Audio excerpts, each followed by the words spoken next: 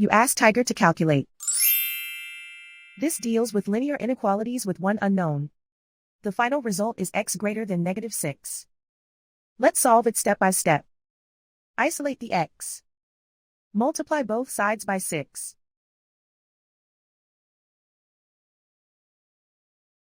Group like terms.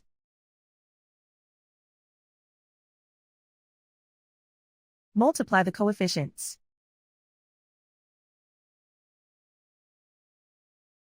Simplify the fraction.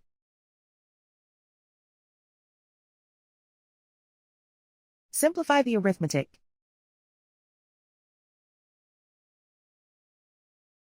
Plot the solution on a coordinate grid. And so the final result is x greater than -6.